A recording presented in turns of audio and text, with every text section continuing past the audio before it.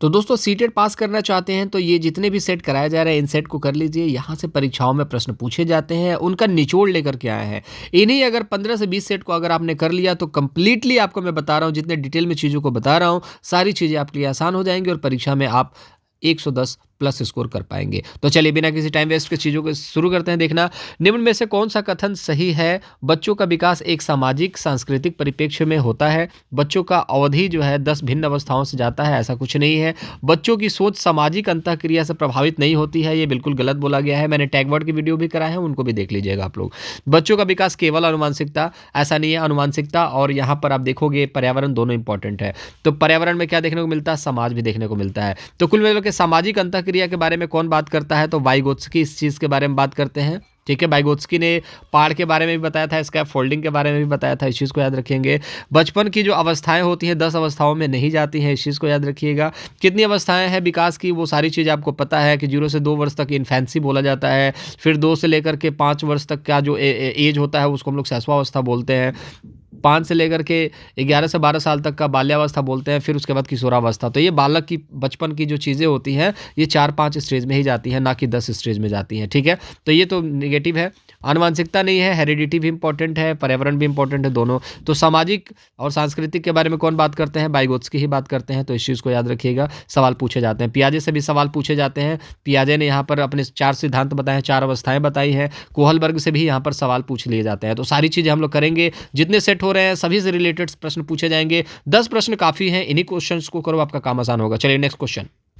और यहाँ पर देखेंगे अब सतत एवं समग्र मूल्यांकन का प्राथमिक उद्देश्य क्या है। क्वेश्चन को मैंने हाईलाइट नहीं करा है रीजन, क्योंकि जब आप ऑनलाइन पेपर देने जाएंगे तो क्वेश्चन इसी फॉर्म में होता है, कलरफुल नहीं होता है। छात्रों के प्रदर्शन की एक दूसरे से तुलना करना, छात्रों को एक दूसरे से तुलना करोगे निगेटिव होता है। छात्रों का वर्गीकरण करोगे एक दूसरे से निगेटिव होता है। समावेशी कक्षा में सभी तरीके के छात्र होते हैं, तो अगर आप वर्गीकरण करोगे, भेदभाव करोगे, तुलना करोगे, ये अच्छा ये बुरा, जेंडर लैंगिकता में कहीं ना कहीं रूढ़िवादिता दिखाओगे, पक्षपात दिखाओगे, तो वो सारी चीज़ नेगेटिव होती है। सफल और विफल की बात की जाएगी, ये भी नेगेटिव होता है। छात्रों की समझ को आंकना, पाठ्यक्रम और शिक्षा शास्त्र के अनुसार रूपांतरित करना। कहने का मतलब है कि मैं आपको समझता हूं कि आपको क्या चाहिए और जो आपको चाहिए। जैसे सीटेट पास करने के लिए बहुत ज़्यादा वक्त नहीं है, लेकिन आपको सीटेट पास करना है, तो मुझे वो क्या चीज़ देनी चाहिए कि आप सीटेट पास कर ले। तो मैं अपनी शिक्षा शास्त्र में चेंज करूंगा, मैं अपने पढ़ाने की टेक्निक में चेंज करूंगा, वो चीज़ें दूंगा जो इंपॉर्टेंट है। तो वो सारी चीज़ें करना ये बहुत इंपॉर्टेंट है, ये राइट आंसर होगा। चैनल को सब्सक्राइब नहीं करा तो नीचे लाल बटन दबा सब्सक्राइब कीजिए, ताकि ये सारे सेट्स आपको मिल सकें और आप परीक्षा में अच्छा स्कोर कर सकें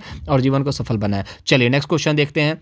मैथ से रिलेटेड इस तरीके के सवाल बन जाते हैं। पूर्ण घन नहीं है, कौन सा पूर्ण घन है और कौन सा पूर्ण घन नहीं है। तो इस तरीके के सवाल बनेंगे। तो यहाँ पर 3 3 3 आपको पता है ना, जैसे कि मान के चलिए 6 के ऊपर 3 है, तो ये क्या हो गया? घन हो गया। 6 के ऊपर स्क्वायर हो जाएगा तो ये क्या होता है? इसको वर्ग बोला जाता है। तो 6 के ऊपर 3 है मतलब कि 216, 6 के ऊपर स्क्वायर मतलब कि 36। तो अब कई बार क्या होता है कि बच्चे जो है 3 3 3 सही कर देते हैं, लेकिन ऐसा नहीं है। ठीक है, 3 3 3 ये गलत होगा। क्यों? क्योंकि यहाँ पर देखेंगे 9 का स्क्वायर, 9 का क्यूब जो होगा घन है आपका 729, 10 का है ये। ठीक है, ये 6 का है, लेकिन ये घन नहीं है। तो इस तरीके के 10 तक घन याद रखना। याद ना रखो तो भी आप एक बार देख लेना, नज़रों से उतार लेना, चीज़ें आसान हो जाएंगी। ये पूछा जाता है। एक इस तरीके का भी मैथ में सवाल पूछा जाता है कि 96 शिक्षिकाएं हैं, 3/8 शिक्षिकाएं जो हैं उच्च स्कूली कक्षाओं में पढ़ाती हैं। यदि उच्च स्कूली शिक्षिकाओं का 2/9 भाग गणित शिक्षिकाएं हैं, तो वह उच्च स्कूली शिक्षिकाएं जो गणित नहीं पढ़ाती हैं। तो सवाल देखिए कितना सिंपल सा है। 96 शिक्षिकाएं हैं, जिसमें से 3/8 शिक्षिकाएं जो हैं, ठीक है, उसमें से 3/8 शिक्षिकाएं जो हैं वो 6 से 8 वाले बच्चों को उच्च स्कूली कक्षाओं में पढ़ाती हैं, 6 से 8 में पढ़ाती हैं। तो कितना हुआ? 12 तिहाई 36, तो 36 आ गए। तो कुल टोटल कितनी उच्च शिक्षिकाएं हैं? 36। अब उसमें से भी 36 में से भी कितनी है जो गणित पढ़ाती हैं?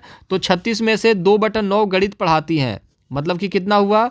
9 चौके 36, 4 दूना 8, 8 जो है गणित पढ़ाती हैं। तो कितनी है जो गणित नहीं पढ़ाती हैं? तो 36 में से 8 गणित पढ़ाती हैं, तो कितनी नहीं पढ़ाती हैं? तो 28 नहीं पढ़ाती हैं। इस तरीके के सवाल भी बनते हैं और ये सारी चीज़ें हम लोग रात के 9 बजे डिस्कस करेंगे, जिसमें हम लोग टॉप 200 क्वेश्चंस डिस्कस करने वाले हैं, टॉप 200 क्वेश्चंस। इन क्वेश्चंस को करने के बाद आपका काम आसान हो जाएगा और इसमें से ही प्रश्न फंसने वाले हैं। तो दोनों चीज़ें हैं, ये क्वेश्चंस भी वहाँ पर भी देखने को मिलेंगे, उन क्वेश्चंस को यहाँ पर भी देखने को मिलेगा। चीज़ें बार बार पढ़ने से आपको याद भी हो जाएंगे और वो क्वेश्चंस बार बार रिपीट होते हैं, ठीक है। तो नेक्स्ट क्वेश्चन, अब कुछ इस तरीके के भी सवाल बनते हैं दोस्त कि यहाँ पर एक कपड़े पर दूध को उड़ेल दिया जाता है और उस पर मलाई रह जाती है, दूध में मलाई होती है, तो मलाई को हटाना ये क्या चीज़ कहा जाता है? तो उसको बोला जाता है फिल्ट्रेशन। इस चीज़ को याद रखिएगा। चालन, जैसे कि मान के चलिए ठोस में, द्रव में, गैस में जो चीज़ें चलती हैं, जैसे कि हवा चल रही है, चालन है, ठीक है। तो ये सारी चीज़ें होती हैं। निस्तारण, अवसाद, ये सारी चीज़ें जो हैं पूछा। टूटता हुआ तारा से यहाँ पर प्रश्न, स्टार से भी प्रश्न पूछे जाते हैं, पृथ्वी से भी प्रश्न पूछा जाता है। जैसे पृथ्वी दिवस कब मनाया जाता है? तो 22 अप्रैल को। जल दिवस कब मनाया जाता है? 22 मार्च को। तो ये सारे भी प्रश्न पूछे जाते हैं। तो तारा क्या है जिसमें अपना खुद का प्रकाश होता है? ग्रह क्या है जिसमें खुद का प्रकाश नहीं होता है? क्षुद्र ग्रह क्या होते हैं जो कि पृथ्वी से बाहर होते हैं और वो सूर्य का चक्कर लगाते हैं, पृथ्वी का चक्कर लगाते हैं? धूमकेतु 76 साल में एक दिखाई देता है। हेली, धूमकेतु, इसके बारे में भी सवाल पूछा जाता है। सवाल ये है कि उल्का क्या होते हैं? तो दोस्त जो भी क्षुद्र ग्रह हैं वो गिर करके पृथ्वी के अंदर आते हैं, ठीक है, पृथ्वी के अंदर आते हैं और वो जलने लगते हैं, तो उसको उल्का बोला जाता है, ठीक है। और जलकर जब नीचे गिर जाते हैं, जब वो खत्म नहीं होते जल करके नीचे गिर जाते हैं, उसको उल्का पिंड बोला जाता है। तो याद रखिएगा, टूटता हुआ तारा जो है, जो दिखाई देता है उल्का होता है, लेकिन नीचे गिर जाता है उसको उल्का पिंड बोला जाता है। घुमा करके बोल देगा, वो चीज़ को आपको देखना है। यहाँ पर आपसे देखिए ईवीएस में वृक्षों से भी रिलेटेड सवाल पूछे जाते हैं। कौन से जो वृक्ष है वो कीटों को खाता है? कौन से वृक्ष जो है पानी कम लेता है? कौन से वृक्ष के पत्ते चौड़े होते हैं? इस तरीके के सवाल। तो यहाँ पर खेजड़ी वृक्ष से हर शिफ्ट में एक प्रश्न पूछा जाता है। तो खेजड़ी वृक्ष जो है उसके बारे में टर्म्स बता देता हूँ। ये राजस्थान रेगिस्तानी क्षेत्र में पाया जाता है, जैसे कि राजस्थान वाले एरिया में। तो ठीक है, यहाँ पर ऑप्शन नंबर फर्स्ट सभी में है, ठीक है। इसे उगने के लिए अधिक जल की आवश्यकता नहीं है। जब रेगिस्तान में है तो रेगिस्तान ठंडा भी होता है और गर्म भी होता है। तो गर्म जैसे बालू वाला रेगिस्तान, वहाँ पर भी पानी की दिक्कत है, और बर्फीले जगहों पर भी पानी की दिक्कत है। तो पेड़ों को पानी थोड़ी ना मिलेगा वहाँ पर तो बर्फ है, तो बर्फ होने से पानी होना इंपॉर्टेंट नहीं है। तो वहाँ पर रेगिस्तानी एरिया में पानी की कमी होती है, तो बिल्कुल ज़्यादा आवश्यकता नहीं होती। 1 और 2 दोनों सही है। 1 और 2 कहाँ कहाँ इसमें है, इसमें नहीं है, तो इसको तो गलत कर देंगे। यह वृक्ष अपने तनों में जल को संचित करता है, जिसका उपयोग आवश्यकता पड़ने पर किया जाता है। तो ऐसा नहीं है, ये जल है ही नहीं तो संचित कहाँ से करेगा, ठीक है। इस वृक्ष की छाल का उपयोग दवाइयों को बनाने में होता है, बिल्कुल सही बात है। 4 नंबर ऑप्शन कहाँ पर है? तो 4 नंबर ऑप्शन यहाँ पर दिखता है, ठीक है। यहाँ पर भी, यहाँ पर 4 नंबर ऑप्शन नहीं है, इसको गलत कर दिया हमने। और इस वृक्ष की छाल का उपयोग दवाइयों को बनाने में होता है, ठीक है। इस वृक्ष में बहुत कम पत्तियां होती हैं, ठीक है। ऐसा भी नहीं है कि बहुत कम पत्तियां होती हैं, ठीक है, पत्तियां होती हैं। तो ऑप्शन नंबर सेकंड जो होगा राइट आंसर हो जाएगा, ठीक है। बहुत कम पत्तियां नहीं होती हैं। बहुत कम पत्तियां मतलब कम पत्तियां समझ में आता, बहुत कम मतलब ना के बराबर, ठीक है। तो 1, 2, 4 राइट आंसर।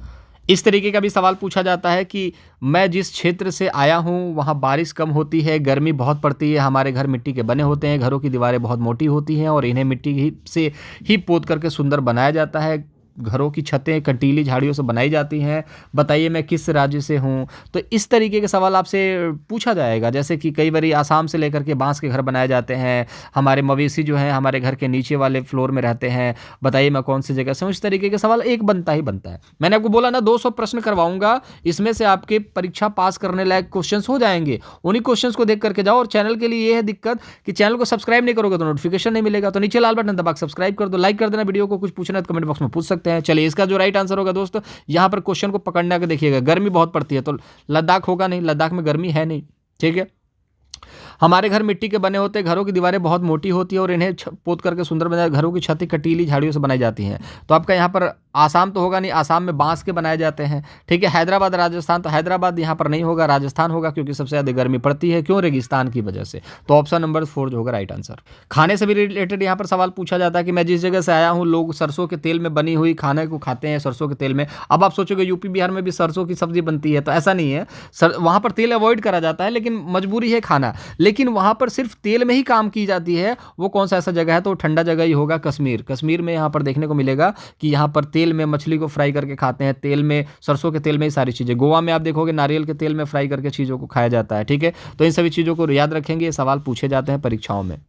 चलिए, यहाँ पर हिंदी भाषा से भी रिलेटेड कुछ सवाल देख लेते हैं कि इनमें से कौन सी बहुभाषा के लाभ हो सकते हैं। बहुभाषावाद मतलब कि आप मान लो हिंदी सीखते, हिंदी आपको पता है, आपको अंग्रेजी पता हो जाए, आपको आपकी मातृभाषा भी पता है, तो इससे फ़ायदा क्या हो सकता है? इससे फ़ायदा ये हो सकता है कि समृद्ध शब्दावलियाँ, प्रभावशाली भाषण हो सकता है। जैसे कि आप हिंदी बोलते हो, साथ ही साथ कुछ इंग्लिश के टर्म्स यूज़ करते हो, कुछ शब्द यूज़ करते हो, तो लगता है कि हाँ अट्रैक्टिव बात कर रहा है। अब बिल्कुल शुद्ध हिंदी ही बोलने लगो तो फिर लोग बोर हो जाएंगे। बिल्कुल इंग्लिश बोलो तो लोग बोर हो जाएंगे, लेकिन दोनों चीज़ों को मिक्स करके बोलो हिंदी इंग्लिश तो अट्रैक्टिव लगता है। तो ये बिल्कुल सही बात है।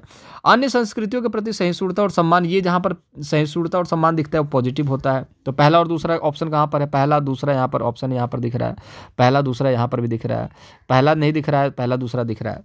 सीमित रोजगार के अवसर, तो जहाँ पर रोजगार के अवसर की बात की जाए उसको गलत कर दिया जाता है। तो ऑप्शन नंबर 3 कहाँ कहाँ पर है? यहाँ पर भी 3 है, यहाँ पर भी 3 है, तो गलत हो गया। यहाँ पर ऑप्शन नंबर फर्स्ट 4, ठीक है। परिभाषिक जागरूकता, तो बिल्कुल जागरूकता जो होता दिखता है वो भी पॉजिटिव साइन होता है। तो ऑप्शन नंबर फर्स्ट, सेकंड और फोर्थ जो है राइट आंसर होगा। तो ऑप्शन नंबर फर्स्ट, सेकंड और फोर्थ राइट आंसर होगा। यहाँ पर एक सवाल पूछा जाता है कि एक समूह वाद विवाद में भाग लेने के लिए भाषा शिक्षक एक शर्त रखता है। जैसे एक समूह है जिसमें भाषा में वाद विवाद की बात करी जा रही है, जैसे कि हम लोग क्या बोलते हैं उसको, डिबेट कहा जाता है। जैसे डिबेट हुआ, 4 बच्चे इधर 4 बच्चे इसे इधर, तो समूह में 4 विद्यार्थी जो है कनिष्ठ से तथा 1 विद्यार्थी वरिष्ठ वर्ग से होना चाहिए जो कि आवश्यकता पड़ने पर कनिष्ठों की सहायता कर सके। तो यहाँ पर समाज की बात की जा रही है कि समाज को आगे लाना है, तो जो वंचित वर्ग है उसमें एक वर्ग ऐसा होना चाहिए जो पावरफुल हो, तो वो वंचित वर्गों को सिखा सकता है कि वंचित हो तो इससे मुक्ति कैसे पाए। तो यहाँ पर आप देखोगे समाज के बारे में किसने बताया था? पियाजे तो संज्ञान के बारे में बताते हैं, ब्लमफील्ड से होगा नहीं, क्रेशनर केनन से होगा नहीं, बायोगोत्स्की समाज के बारे में बताते हैं। इंग्लिश के कुछ प्रश्न है यहाँ पर कि वोकेबलरी आप लर्न कर रहे हो तो मोस्ट इफेक्टिव वे क्या हो सकता है? तो सिंपल सी बात है, आप चीज़ों को सीखना चाहते हो तो मोस्ट इफेक्टिव वे जो होगा वो स्टोरीज होंगी, इमेजिनरी। आप चीज़ों को इमेज के थ्रू दिखा सकते हैं, स्टोरी के थ्रू चीज़ों को सिखा सकते हैं। जैसे चीज़ों को बताते बताते, फोटो को दिखाते दिखाते, जैसे छोटे बच्चों को क्या किया जाता है, एप्पल का फोटो दिखा करके बोला जाता है ये एप्पल है, ठीक है, और बाकी बोला जाता है कि ही ईट्स एप्पल। क्यों? क्योंकि वो एप्पल खा रहा है। तो फोटो को दिखा करके चीज़ों को मतलब स्टोरी के माध्यम से सिखाना एक अच्छा वे है। ये सारी चीज़ें फिर नहीं होगी, एक सही हो गया तो बाकी चीज़ें नहीं है, ठीक है। तो ये कुछ क्वेश्चंस थे जो बहुत इंपॉर्टेंट थे। बाकी 200 क्वेश्चन की सीरीज आएगी डेली बेसिस पे रात के 9 बजे, और टॉप 10 क्वेश्चन जो हैं, हॉट टॉप 10 क्वेश्चंस ये बार बार पूछे जाएंगे, उनको भी हम लोग डेली बेसिस पे डिस्कस करेंगे। 2 से 3 बजे के बीच में एक वीडियो दे दी जाएगी। प्रीवियस ईयर के क्वेश्चन करे जाते हैं, वो सारी चीज़ें आपको मिली जाएंगी, और इन क्वेश्चन को करने के बाद सीटेट आपका निकल जाएगा, कोई दिक्कत वाली बात नहीं। चैनल के साथ जुड़ जाए, चैनल को सब्सक्राइब कर लें, लाइक का बटन दबा दें। मुलाकात अगली वीडियो में करेंगे, बाय बाय।